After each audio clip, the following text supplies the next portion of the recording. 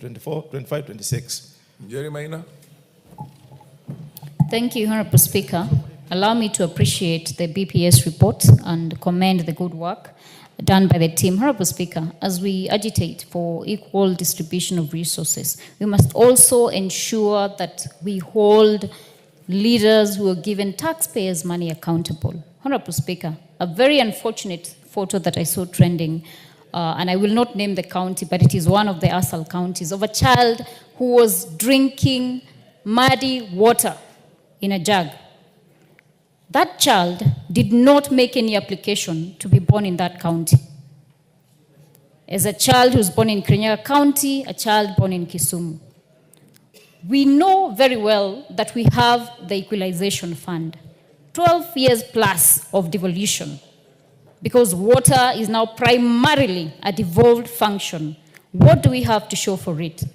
As members of parliament, we must ensure that even as we push for more funding for counties and equal distribution of resources, that the same is applied, because this money is a taxpayer's money.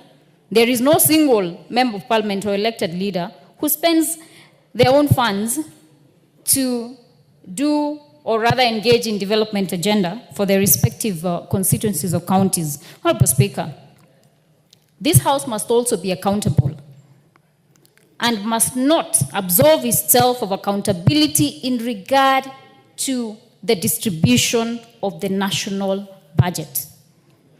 We were treated to a very melodramatic presentation yesterday where accusations were leveled against the budget committee and the leadership of the budget committee. But we all sit as members of parliament and we are able to authenticate and even question and query the budget statements that are passed on the floor of this House. So when I see members trying to bedevil each other individually because of perhaps political inclinations, political realignments will come and go. Perhaps maybe Honorable Kenan and I will be on the same side in the next government. So it is very important for us to quit from bedeviling the now, I don't know whether to say former, chair of budget, Honorable Ndindi Nyoro, and he has not been chair budget forever. He was chair budget for, I think, 2.5 years. He was a member of parliament for Kiharu prior to that. Members of this House have actually gone to his constituency to benchmark on the work that he is doing for the people of Kiharu constituency. And it is the duty of every member of parliament to sit here when proceedings are going on, when the national cake is being shared, to ensure that the people they represent on this floor get what they are owed by the government, because we are all taxpayers, Honorable Speaker. And we must also ensure that when the president is making declarations, they are declarations that will actually impact on the Kenyan people. I saw a request apparently for a machine that will be making 1 million chapatis a day. We must be able, as members of parliament, to differentiate rhetoric from the needs of the Kenyan people. Because at the end of the day, in 2027, we will be held accountable by the people who elected us here. So even as we have all these other overriding interests and party positions and whatnot, let us think about the Kenyan people. What do we need to match so that they can feel that they are equally represented? I also want to appreciate the recent amendments on the public audit finance, because I have seen an allocation to the committee on security, and I have seen that there's a 32 billion that will be allocated to NIS for covert operations.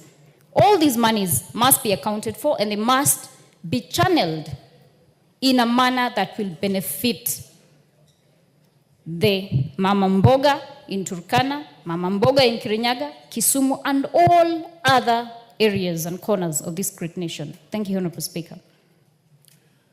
Is the Honorable Susan Kiamba in the House? Susan? The Honorable Rachel Nyamai? No? Then I'll go for Madame Barto, followed by Honorable Kenan. Thank you, Mr. Speaker, for giving me the opportunity to also have my voice in the budget policy statement.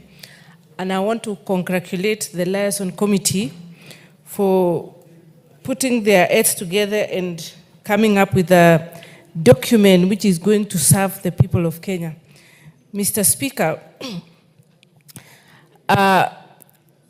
this policy statement covers all the institutions